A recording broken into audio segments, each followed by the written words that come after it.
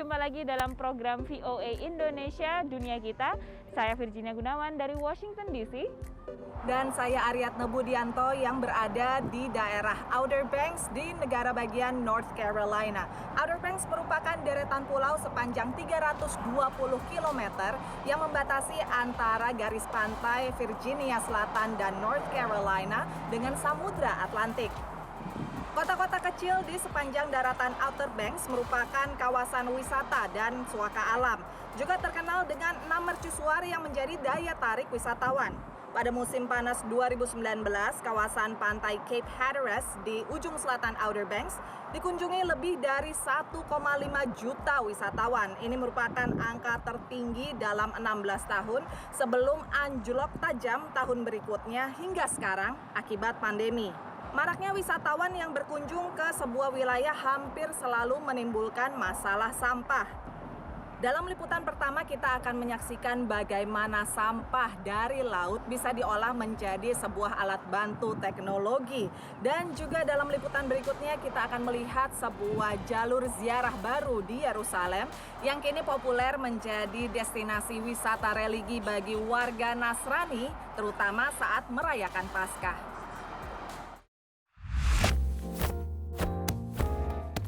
Bila Anda orang yang sering lupa di mana menaruh barang-barang pribadi Anda, maka perangkat pencari barang berbasis Bluetooth Chipolo ini dibuat untuk bisa membantu Anda. Chipolo akan bermanfaat ketika ditempelkan di barang seperti dompet atau ransel. Saat terhubung melalui Bluetooth ke aplikasi Chipolo di ponsel, Anda dapat mencari barang yang hilang dengan membuka aplikasi dan mengetuk Ring to Find, dan objek akan mulai berdering. Ring the remote. Sure. Chipolo bersaing di pasar dengan perangkat serupa, Tile, dan pesaing lainnya termasuk Samsung. Tapi Chipolo bisa menonjol dengan Chipolo One Ocean Edition karena terbuat dari sampah yang ada di laut, khususnya jaring ikan yang dapat didaur ulang.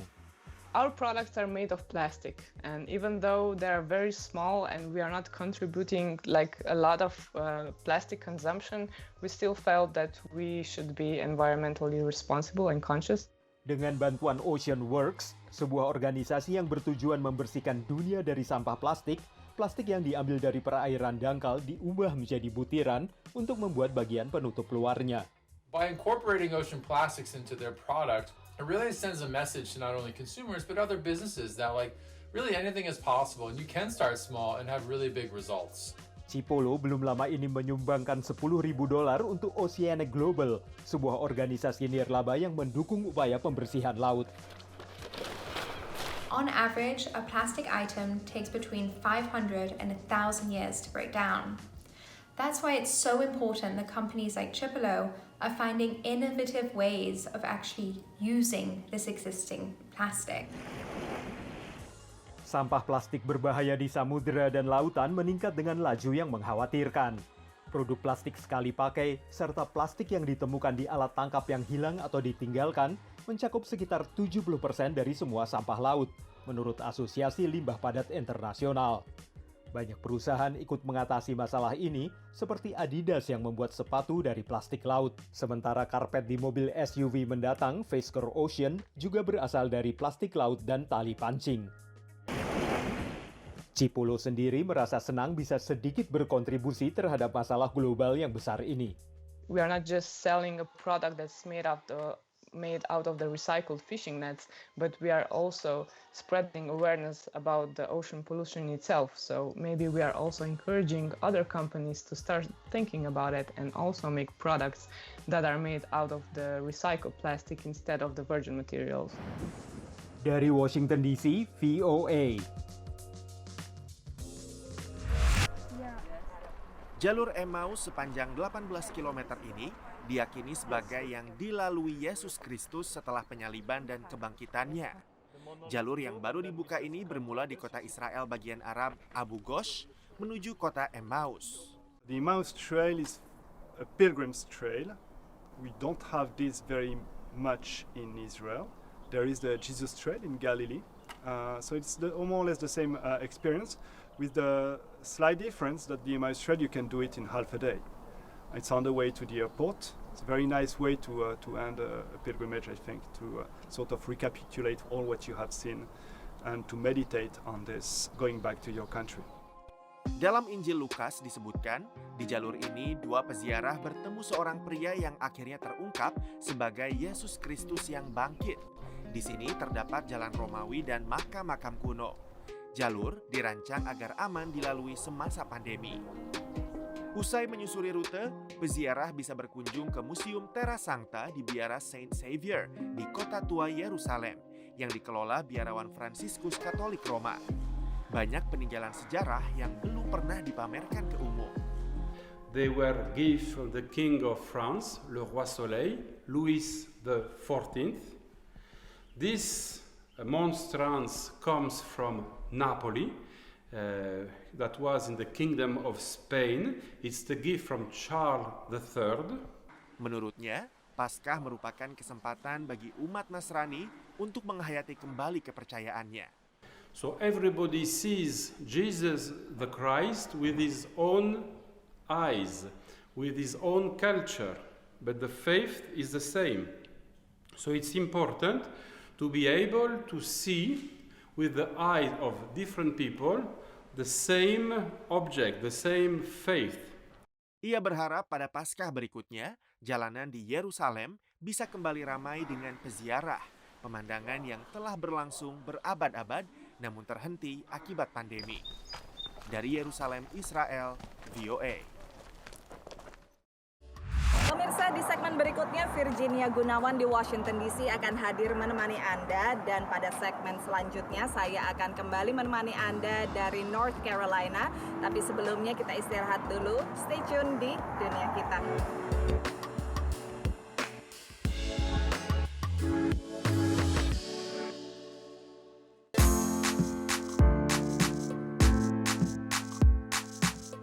Pemirsa, masih tetap di Dunia Kita bersama saya Virginia Gunawan di Washington DC. Kali ini kami akan menjawab pertanyaan dari pemirsa.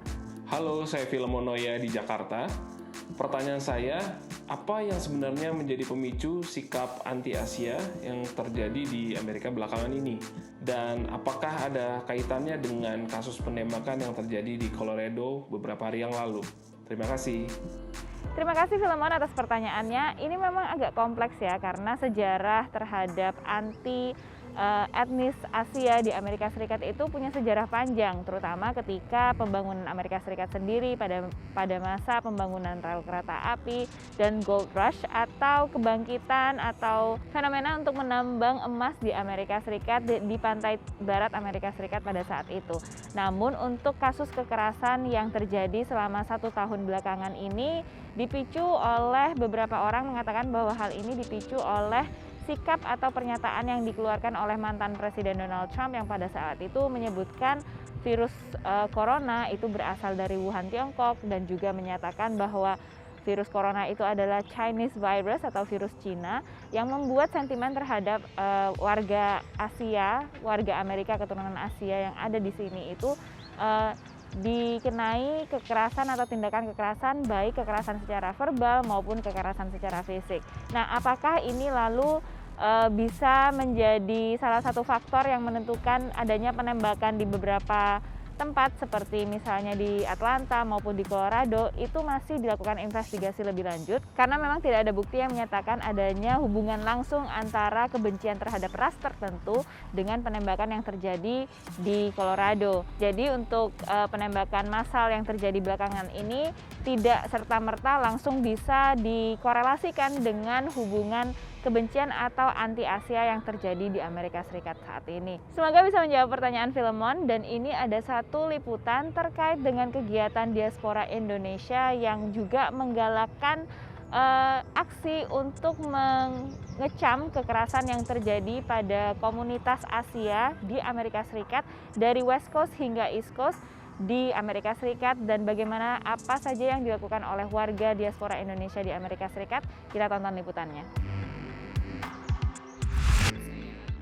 Sinta penyanyi Storms, diaspora Indonesia di Philadelphia, negara bagian Pennsylvania, selama ini dikenal aktif dalam gerakan anti-rasial. Mulai dari Black Lives Matter yang mencuat pertengahan tahun lalu, dan kini aksi kekerasan dan sentimen anti-Asia. There are just so many layers of hate in this country.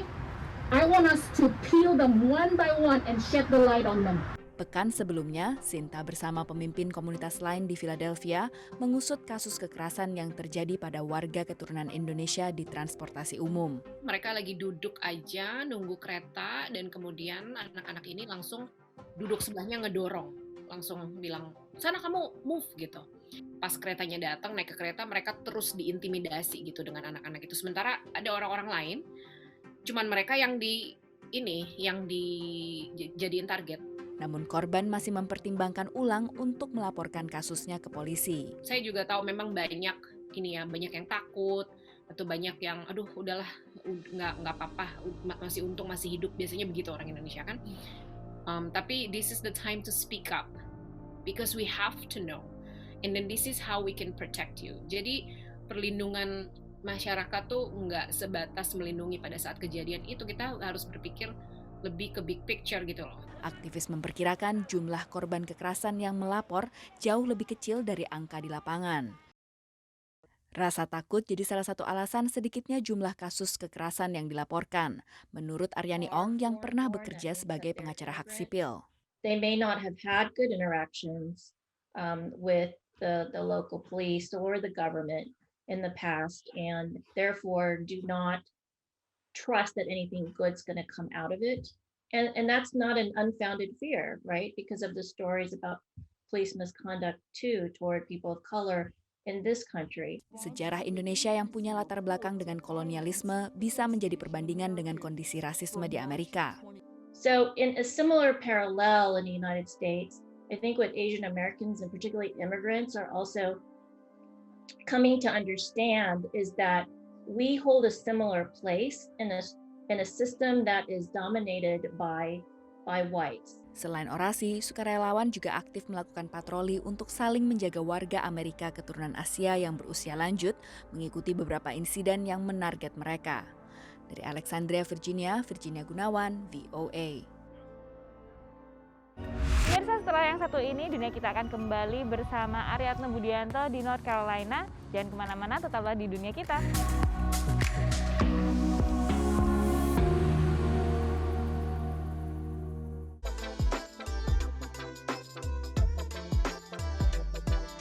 Pemirsa, masih dalam dunia kita yang saya bawakan dari Outer Banks di negara bagian North Carolina.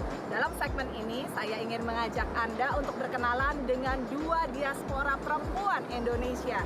Yang satu berkiprah dalam bidang pendidikan anak dengan buku cerita Dwi Bahasa, sementara yang satu lagi dengan topi-topi rajutnya membantu anak-anak dengan kanker. Kan waktu kecil kakeknya Jenny itu punya mobil tua sekali, Chevrolet, warnanya coklat, tua sekali. Waktu itu tahun 1980. Kenangan berwisata setiap minggu naik mobil tua milik kakeknya menjadi inspirasi Jenny Kurniawati atau Siang Siang Kwa dalam menulis buku anak-anak Dwi Bahasa, Indonesia dan Inggris, Our Beat Up Chevy. Jadi ini ceritanya di Jawa Timur, di Surabaya, Tretes, Trawas, Prigen, Batu. Kita semua dinaikkan di belakangnya Chevrolet itu, yang cucu-cucu paling kecil di depan. Jadi mohon jangan ditiru untuk zaman sekarang. Kita sampai di pegunungan, lihat pohon apukat, pohon palem, cemara. Didukung Cynthia Kralik, pemilik Morning Circle Media, penerbit buku anak-anak di Orland, Pennsylvania, Jenny menyelesaikan bukunya September tahun lalu. She's just a delight to work with. So eager to get it right, to convey the real, the sense of her story through her pictures. And she's very playful. She just has a terrific sense of how kids behave, and she really portrays their emotions so well in this story. Lulusan desain fashion dan seni dari Sydney, Australia ini juga membuat sendiri ilustrasi untuk bukunya. This is one of my favorite illustrations. Can you see it? Yeah. This is her grandmother. Jenny yang tinggal di Amerika sejak 2001 dan bekerja sebagai penerjemah lepas, menuangkan kenangan masa kecilnya karena pengalaman membacakan buku cerita rakyat kepada sakti anaknya. Menurut Jenny, tak mudah membangun koneksi antara anaknya dengan Indonesia melalui cerita rakyat. ini asing sekali buat anak Indonesia yang lahir bukan di Indonesia, orang tuanya Indonesia tapi nggak di Indonesia. Lalu kita berharap anak ini bisa menerima, mengerti, nggak bisa dong. Itu karena cerita rakyat. Jadi terlalu jauh. Ia pun menghimbau para orang tua diaspora Indonesia untuk berbagi cerita masa kecil mereka kepada anak-anak yang lahir di luar Indonesia. Dari Washington DC, Dania Iman, Nia Iman Santoso, VOA.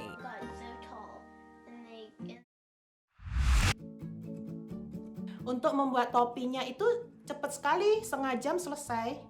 Nah yang lama itu buat matanya, buat mulutnya, kalau umpamanya buat minion, matanya yang gede itu bisa mungkin 1,5 jam untuk satu head. Topi-topi dengan warna ceria dan motif karikatur lucu yang dirajut Vera Fuad, diaspora Indonesia di Sacramento, California ini ternyata mampu mendatangkan kebahagiaan. Bagi anak-anak kurang beruntung di Rumania, topi ini memberi kehangatan dan cinta seperti dijelaskan Stephanie Vogel dari Firm Foundation, yayasan yang misinya mengubah kehidupan anak-anak miskin melalui pendidikan. If it's minions, butterflies, flowers, or a bear hat, the kids love them. Winters in Romania can be crucial and cold. Menurut John Musgrove, seorang guru di Kiev, Ukraina, karya sederhana ini juga memberi dampak luar biasa bagi anak-anak korban perang. So these hats, the children were extremely excited to get these hats. They'd never seen such a hat before. It brought smiles to their faces a mile wide. Vera yang sudah mulai merajut sejak kecil sewaktu tinggal di Bandung, mulai menekuni kembali hobi ini setelah anak-anaknya dewasa. Awalnya ia menyumbangkan topi karyanya ini ke rumah sakit anak-anak UC Davis bagian penyakit kanker. Nah mulainya itu mungkin 7 tahun yang lalu ada teman kita, family Indonesia juga, yang anaknya kena cancer dan di-hospitalize di Stanford Hospital at that time. Ia juga menyumbangkan topi rajutannya ke anak-anak pengungsi di Sacramento. That's the least that I can do to make them happy gitu.